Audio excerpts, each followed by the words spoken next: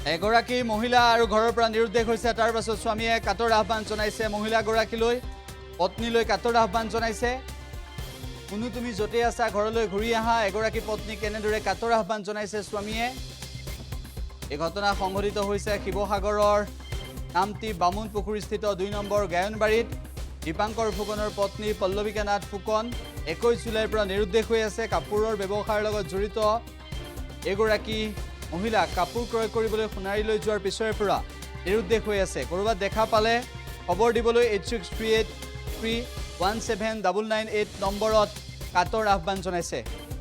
মহিলাগৰাকী ফটোগ্ৰাফ আমি আপোনালোকক আকৌ এবাৰ দেখুৱাব বিচাৰিছোঁ। উল্লেখ যে এইগৰাকী মহিলা নিৰুদ্দেশ হৈছে আৰু তাৰ পাছতে স্বামীয়ে কাটৰ আহ্বান জনাইছে। কোনো তুমি য'তে আছা ঘৰলৈ ঘূৰি আহা। এনেদৰে কাটৰ আহ্বান জনাবলগীয়া হৈছে স্বামীয়ে। উল্লেখ যে এই নিৰুদ্দেশ হোৱা ঘটনাটোৰ পিছত এগৰাকী মহিলা নিৰুদ্দেশ হোৱা ঘটনাটো সংঘটিত হোৱাৰ পিছত স্বামীয়ে কেনেদৰে বক্তব্য ৰাখিছে, কেনেদৰে কাটৰ আহ্বান জনাইছে সেয়া আমি আপোনালোকক এই মুহূৰ্তত শুনাব বিচাৰিছোঁ। কোনো লোকে সম্ভেদ যদি পায় তেনেহ'লে 8638317998 নম্বৰত স্বামী দীপাংকৰ ফুকনক যাতে যোগাযোগ কৰে তাৰ বাবে কাটৰ আহ্বান জনাইছে। এই মহিলাগৰাকী ক'ত গ'ল সন্ধান নাই এই পৰ্যন্ত। কাপোৰৰ ব্যৱসায়ৰ সৈতে জড়িত মহিলাগৰাকী ২১ জুলাইৰ পৰা ক'ত নিৰুদ্দেশ হৈ আছে এই সন্দৰ্ভত স্বামীয়ে কেনেদৰে কাটৰ আহ্বান জনাইছে আমি শুনাব বিচাৰিছোঁ।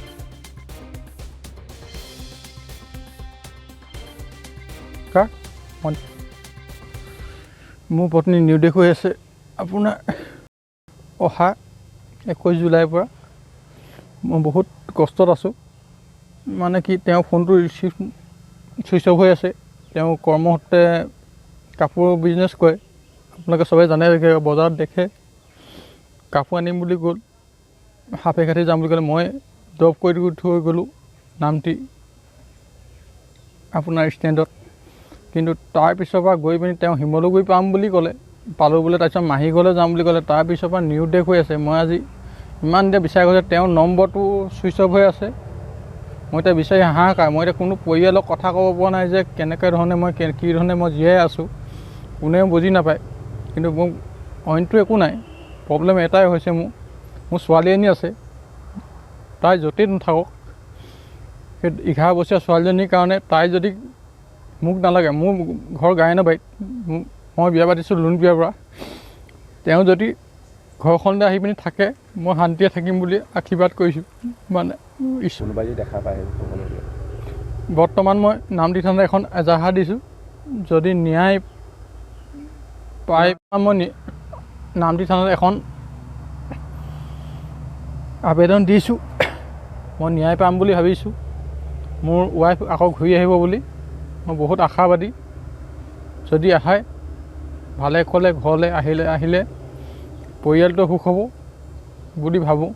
মুনু তুমি য'তে আছে মোৰ ছোৱালীজনীৰ কাৰণে তুমি যেনে তেনে গুচি আহা। মোক বেলেগ নালাগে। তুমি য'তে থাকা সুখে থাকিবা।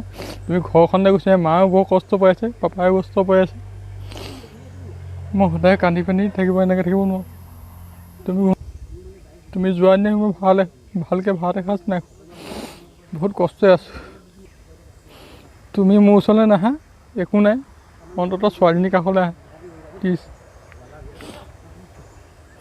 তুমি য'তে আছা আহা।